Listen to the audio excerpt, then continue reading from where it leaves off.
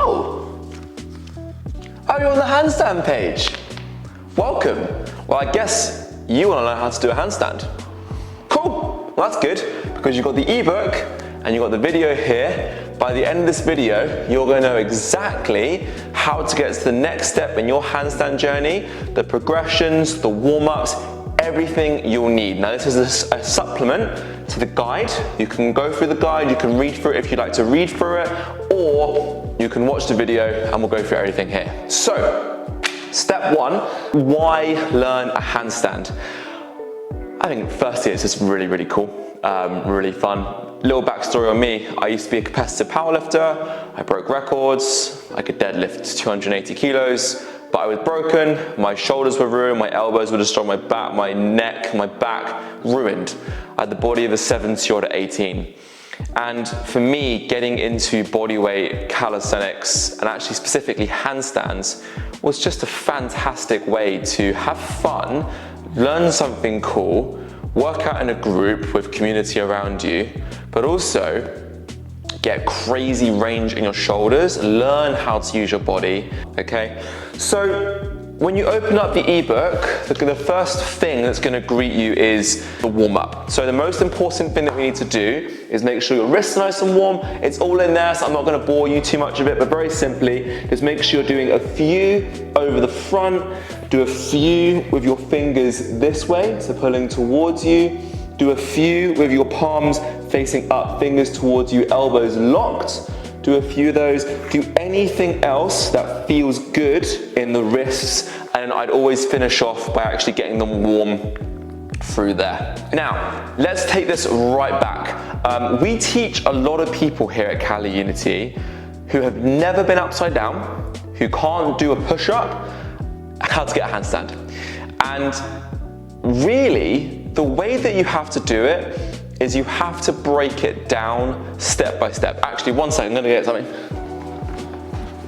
So, you can get this in an app version to app.caliunity.com, and it's all on there. Hopefully, you're gonna be looking today at the vertical push plane. Okay, so upwards pushing in that vertical pull. Now the progressions, if I read them out from here, go downward dog, 45-degree handstand, wall kick up, chest to wall handstand, handstand, then it goes to like straddle handstand, etc. All the coaches here at CaliUnity have different ways of coaching handstands. I coach it through the theory of constraints. You will develop up to a constraint that's holding you back. That's what I believe, that's what I found from teaching hundreds of people. Yeah, probably hundreds, not thousands. Yeah, in the hundreds of people how to do handstands. There's two main constraints, let's say three. Fear, strength, and skill.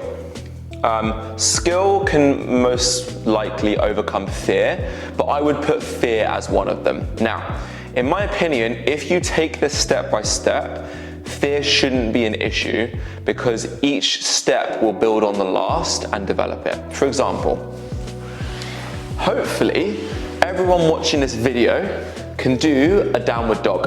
Okay, so that's the first progression on that skill tree. So we're here.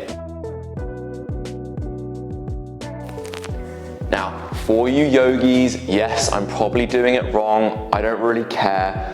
It's a progression towards the handstand. Okay, so what we're gonna do is we're in this position, a downward dog, and then we're pushing up through the shoulders. Okay, so that's our first progression, the downward dog. Now, this is actually a really good time to make a note on something very important in a handstand. Put your arms out in front of you and bring your shoulders down by your sides. You see how my shoulders are down? Okay. Give this a try, and then try and put your hands or your arms overhead. Do you feel a pinch? Here. Ah, okay. Now, I want you to bring your shoulders up. The mic's probably gonna get ruined here, so I can't do it much. But shoulders up to your ears, and now, hopefully, you can now bring them so they actually go all the way overhead. Okay, so notice how with my shoulders up to my ears, I could get that full range of motion overhead. This is super, super important, especially when we're progressing past things like the downward dog. So, what we're gonna do is we're gonna go in a downward dog position. We're gonna get the shoulders up to the ears, and we're gonna see if we can bring our shoulders a bit over our hands. Okay, notice how it's almost like a little shift in the toes, how I'm leaning forwards, okay? So,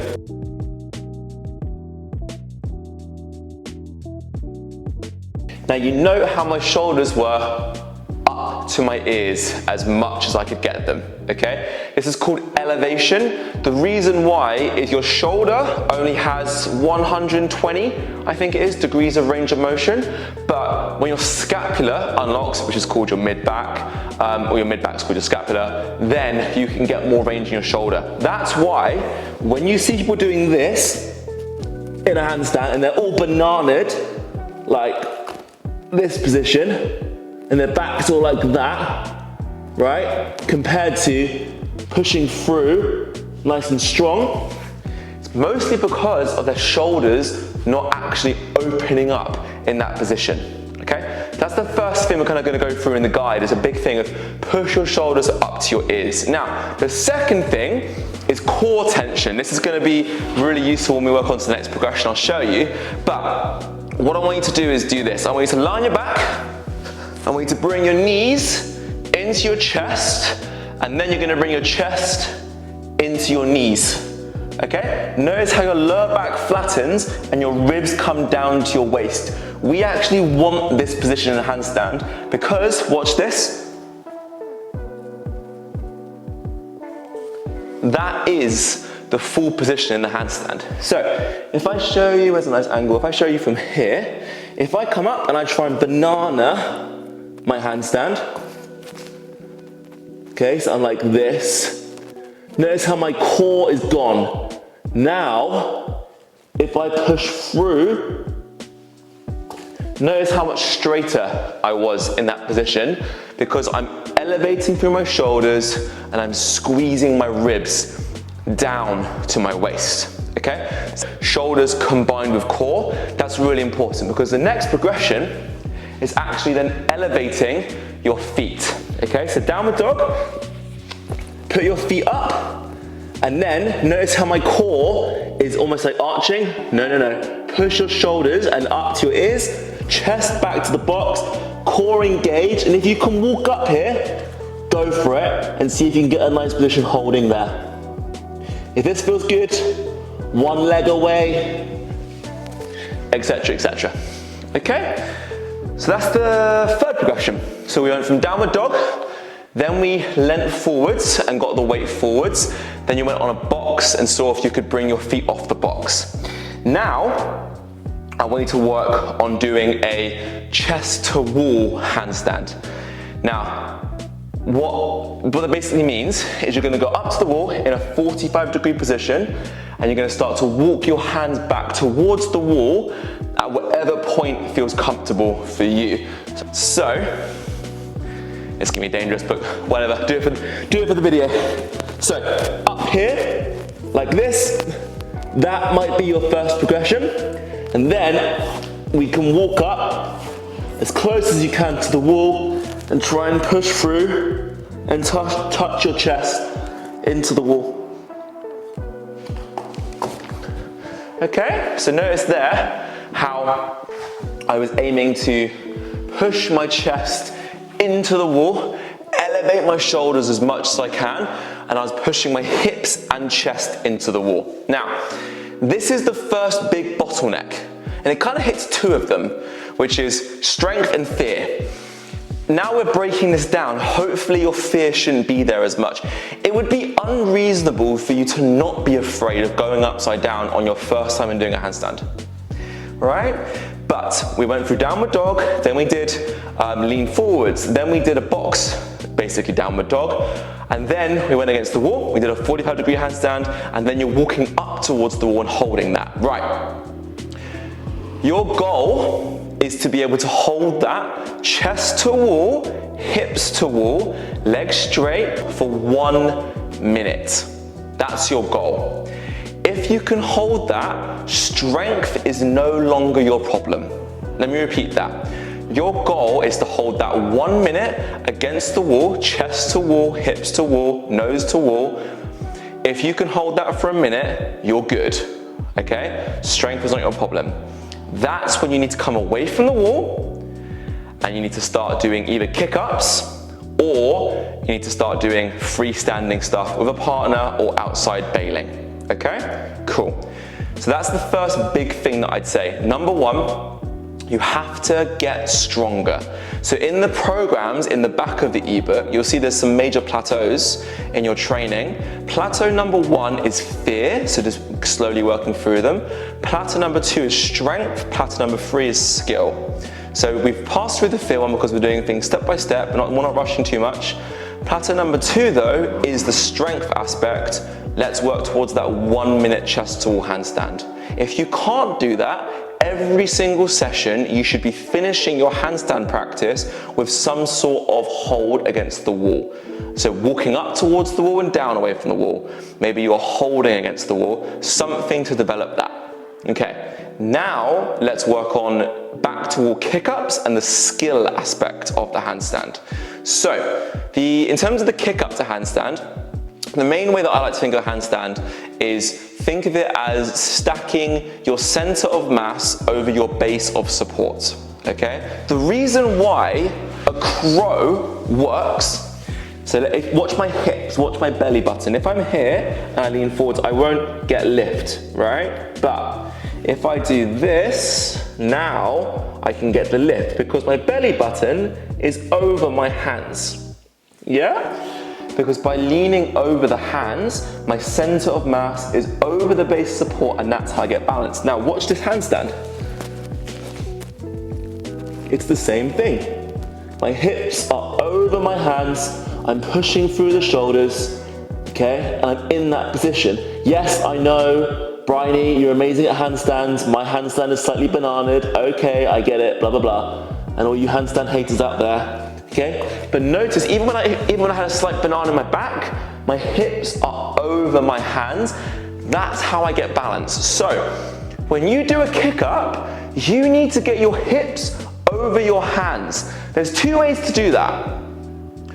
Three, really. I'd say two. Number one, push your shoulders forwards. If you aren't leaning forwards enough, you will never get a handstand kick up. Let me show you. If my shoulders are back behind my hands, there's absolutely no chance. That's the first thing. Your shoulders have to be over your hands. Step number two, I would recommend starting kicking up in a stag position. A big saying that I have for the CaliUnity members is catch it ugly, then make it look nice. Okay, you saw my kick up. It did not look nice, but I can hold a handstand for a minute very, very consistently. Okay, so what I really recommend is learning kicking up, catching it, then making it look nice. So rather than doing this, do this. Find the balance. You've got a lot more control in your legs. Then you can bring it in and make it look nice. Again, so by getting the legs over, that's how you actually get your hips over. Now, that's twofold. You could just get your legs over, but then you're gonna banana up and you're not gonna get your hips over. The main thing you need is you need to get your shoulders over your hands and your hips over your hands. You could, like this, yeah? Your feet can do what they want as long as your hips and your shoulders are stacked over your hands. Cool, that's the kick up. So now, if you bring that to the wall, it's very, very simple.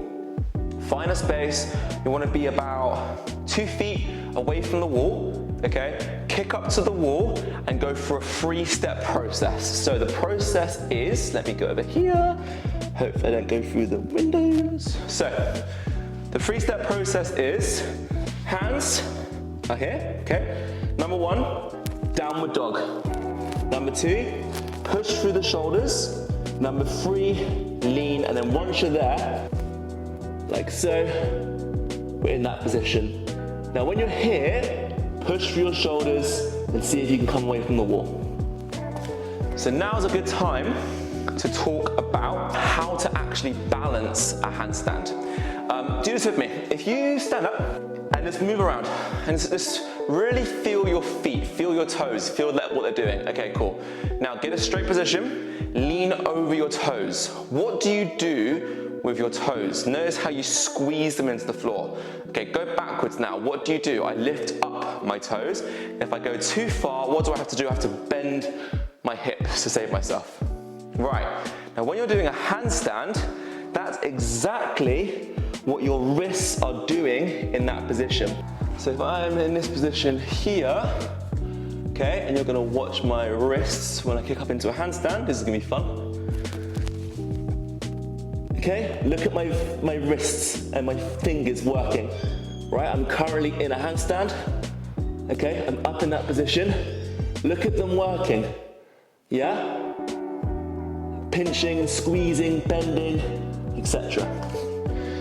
Balancing, again, this is something that I need to, so in terms of balancing, a very, very important aspect is learning how to use your fingers. So now that we can kick up to the wall, I want you to try, when you're up against the wall, to squeeze your fingers, and that brings you away from the wall.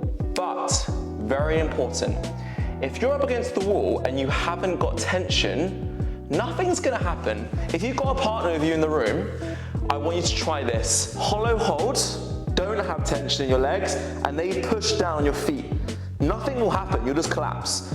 How about when you're here, tense, strong? Then, when they push down, you're gonna come up, because the force is translating through your body. Another way of saying it is, imagine I've got a piece of spaghetti on my finger, and I push down here. What happens? That side comes up, yeah? Now, what happens if I cook the spaghetti and it's on my finger? What happens? It's just all, no tension.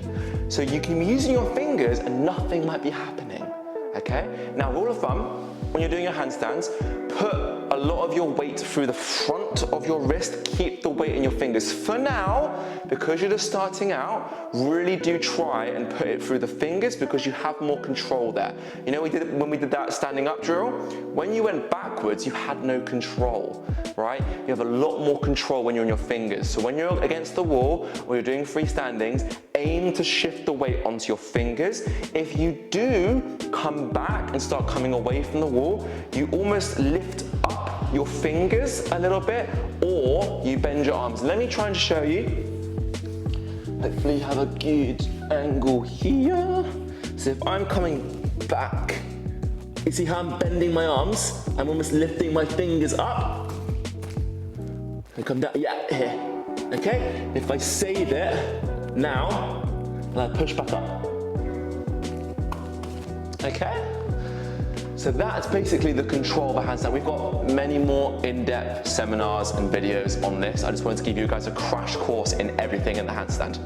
And that is why we talk about, firstly, getting the strength to allow you to hold that consistently over time. Okay? Very, very big part of it. So, we've got the strength, we're working on the skill, then there's the fear. Well, that comes basically back to bailing, but we've taken it step by step. We did downward dog, then we did the leaning over the shoulders, then we did the box, then we did the chest to wall. Now we're gonna work on kicking up to wall, which we did there. We're kicking up to wall. Great! So when do I do my freestandings, Ollie? Good question. Bail first. Here's what a bail looks like, for those of you that don't know. So I come up, I come too far, and I come over to the side. Now what I'm actually doing there is twofold. I'm stopping myself, and then I'm kicking my elbow out to make sure I twist out of it. That's all you gotta do. So if we look at this on the floor, all I'm doing is I'm going here. Okay? So I want you to practice with me. You're here, you lean, one. You here, you lean, bam. And I want you to feel the force, not just the, because you're not gonna handstand like that. Think about in. Okay, next one.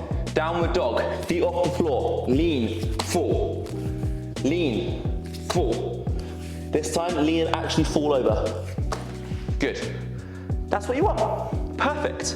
Then you're gonna work up against the wall. Okay? So now I'm gonna go back to that position against the wall, and now I'm gonna feel more and more and more confident, and I'm gonna do that exact feeling to come away from the wall. Okay? So I'm in that nice chest to wall position. Oh no, I'm bailing forwards. Bam. I come down, and then the last progression there is in getting a partner and them helping you. They hold you and they let you down slowly, then you're bailing. Now, you've got all three. You've got the strength, you've overcome the fear. Why is that? Because you can bail now. There's no fear. There's literally nothing bad that can happen.